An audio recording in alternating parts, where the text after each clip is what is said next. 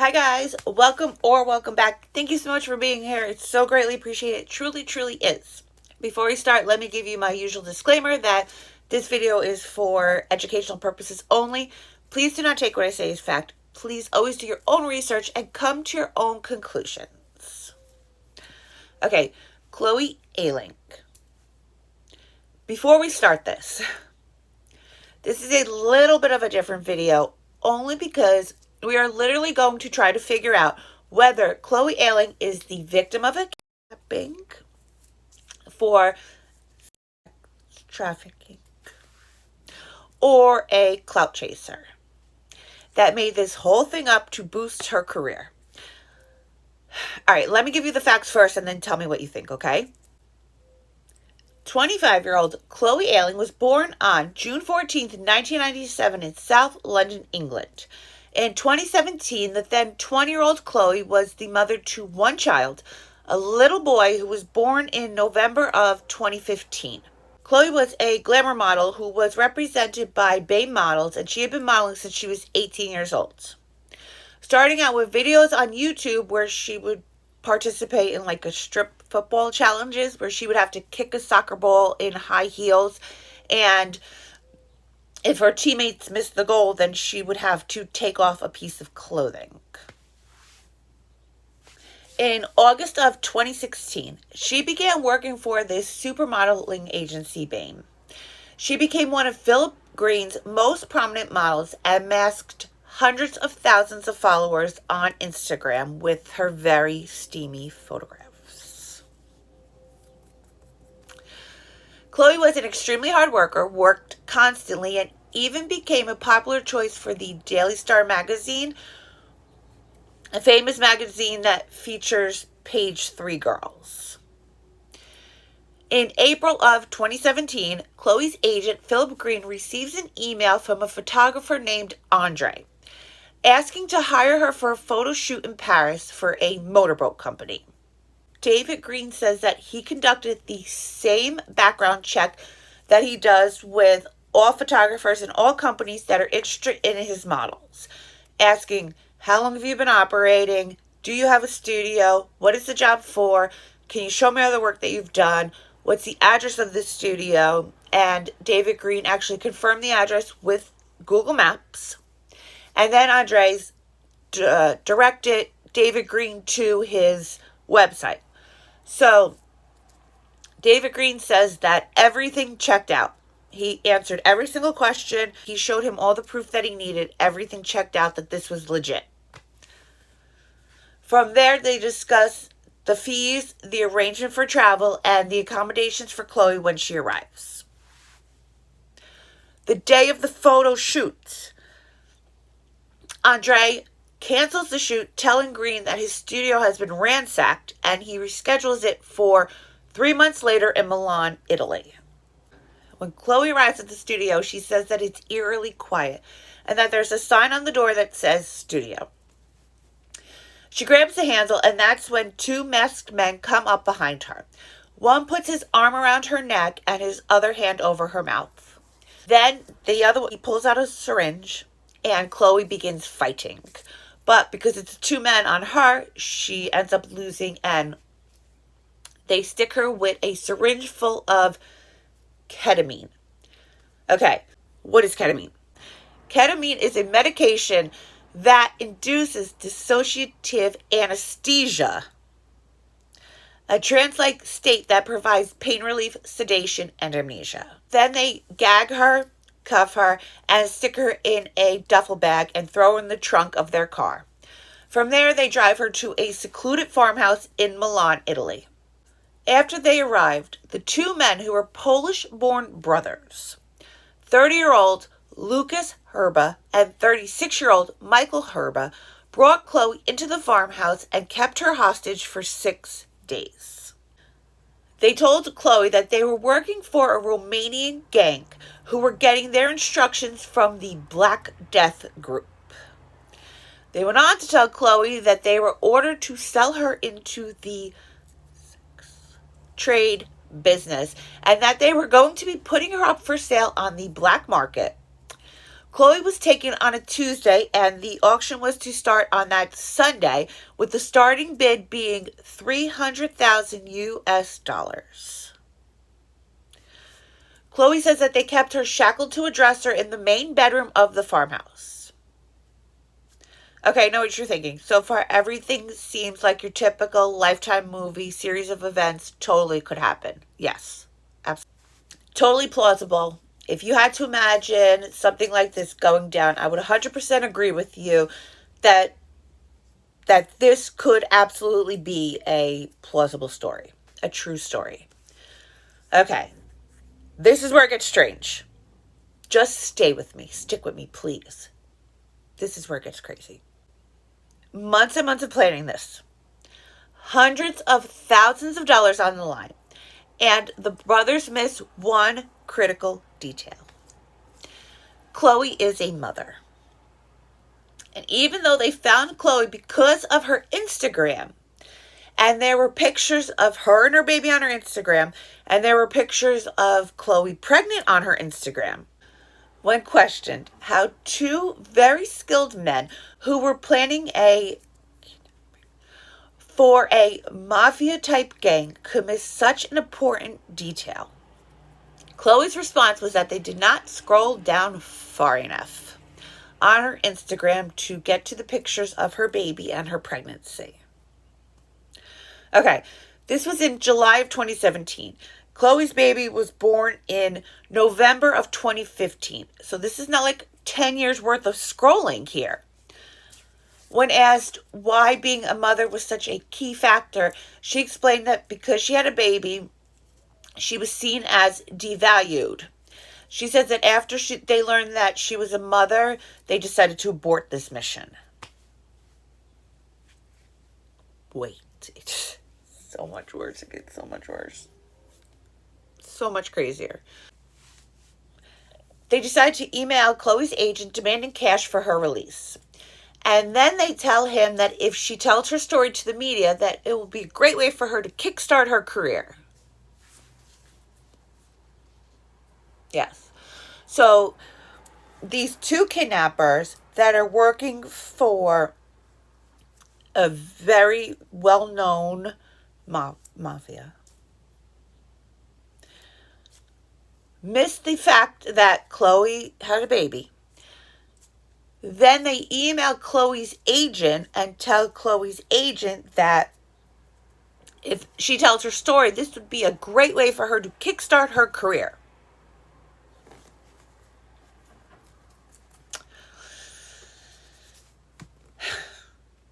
Then they give Phil Green an email address to the people that they're working for, Black Death Group at safemail.net, for an easier and non-encrypted way to communicate, along with a phone number contact.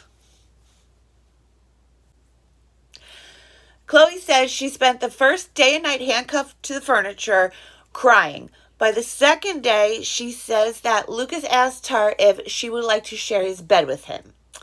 She says that, of course, she agreed for two reasons. One, she didn't want to sleep on the floor again, handcuffed to a dresser.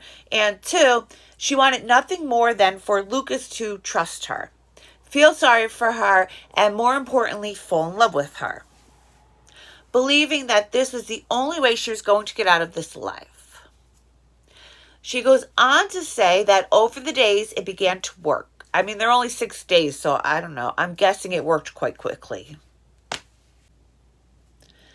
Lucas then began asking Chloe if they might ever become a couple, to which she replies, in the future when I'm released. When asked if they ever had a sexual relationship, Chloe says no. When asked why there was DNA found on the sheets, she says that the one day Lucas told her that he couldn't take it anymore, and he asked her to go into the bathroom while he relieves himself. So she says that's what she did. But it just keeps getting more bizarre. 4 days before she was released, Lucas and Chloe are walking hand in hand and shoe shopping.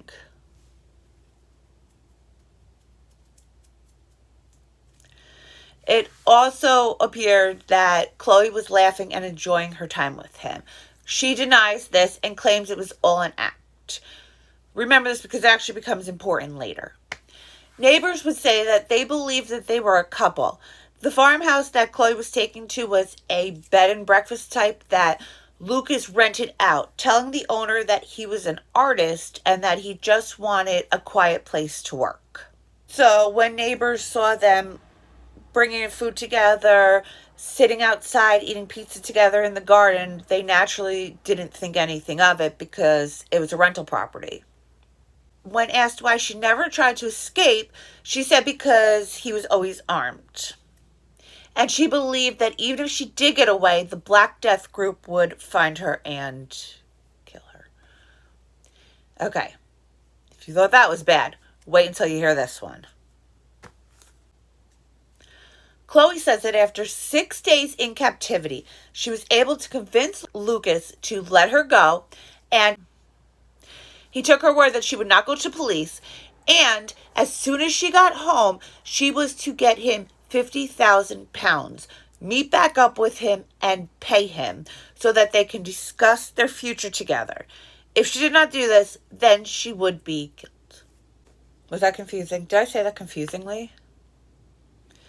Basically, he decided to let her go on an honor system that she was going to go home, get the money, meet back up with him, pay him, and then they were going to discuss their future together. If she didn't do this, then she would be killed, and that's why she says that he went along with this.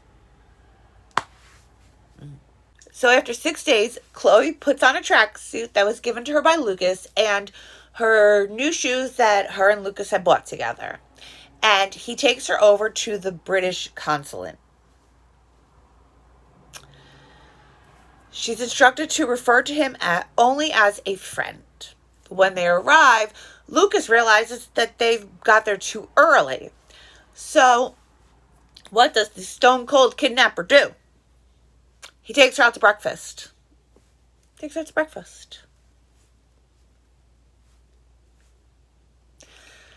She claims that he did agree to do all of this because she promised to pay him back as soon as she got home. I'm sorry. If this is all true, this is terrible. It's just very hard to believe, personally. Remember I said we would come back around to the shoes, right? So, well, here we are. While being interviewed by the Italian police for 15 hours, she fails to mention that she went shoe shopping with one of her kidnappers. They specifically asked her, "Where did you get the tracksuit that you're wearing?"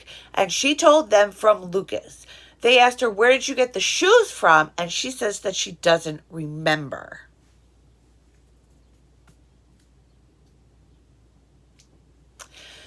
It wasn't until she was shown CCTV footage from a store clerk that recognized her that she told the truth.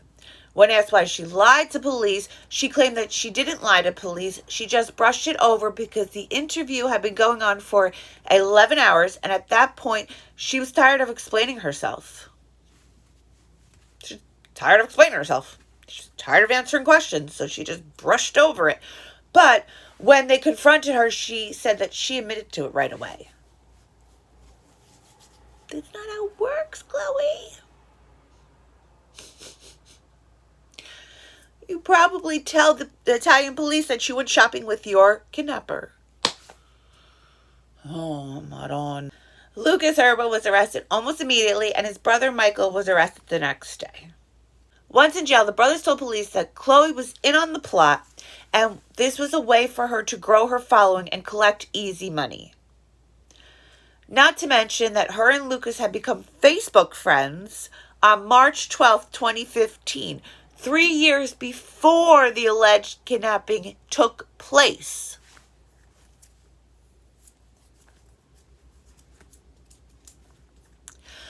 Almost immediately after Chloe returned home, she held a press conference where she was all smiles the whole time. I know that people handle trauma in different ways. I'm not saying that. I do. But that just seems way too far out there. No shaking, no trauma, no tears. You thought you were never going to see your baby again. If nothing else, you thought you were never going to see your baby again.